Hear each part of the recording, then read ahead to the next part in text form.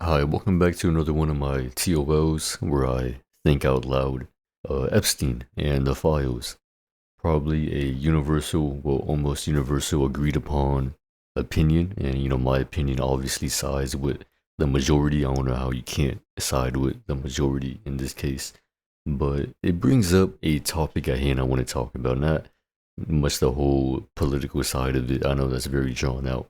But it brings up to me the topic reminded me of a theory known as terror management theory.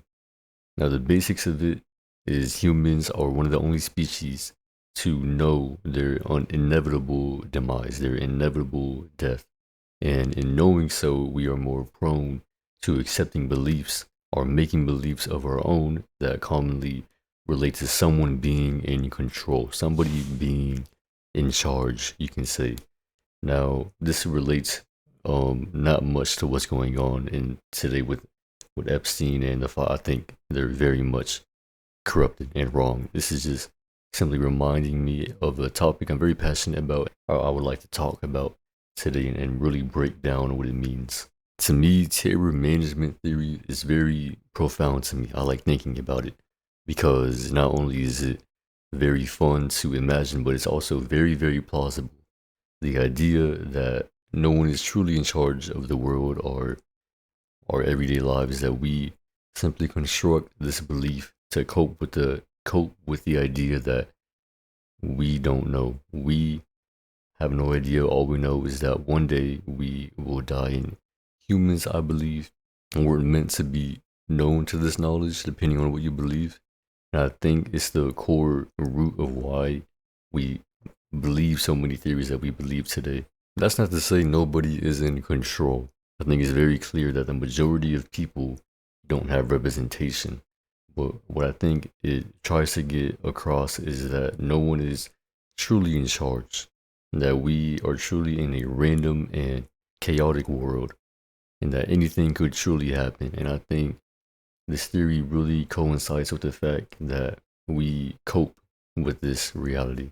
Ernest Becker, an American cultural anthropologist, clearly knows way more about this than I do, so I'm going to cite a lot of his work here. In his book, The Denial of Death, TMT suggests that the unique human awareness of mortality creates a fundamental anxiety that individuals manage by embracing cultural worldviews.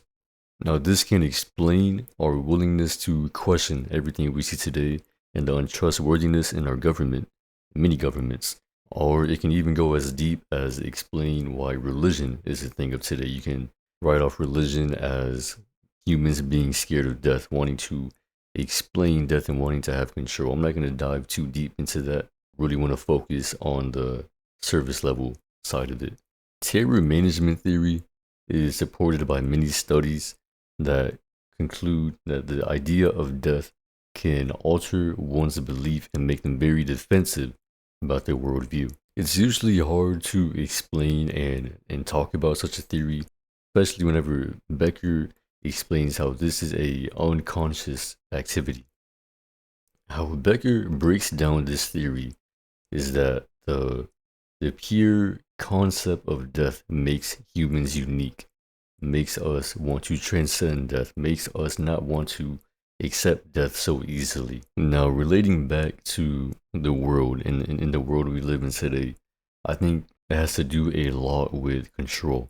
I think we feel a sense of losing control, and that sense of losing control is what compels us to either more likely believe or come up with theories ourselves. That's not to say every theory is wrong. I just personally think humans have such a desire to want to know, to want to feel control of their lives, control of their ends. And what I often think about is to what extent are we coping with a sense of death and control, and to what extent are we right? Thank you for listening to me thinking out loud. All right, y'all.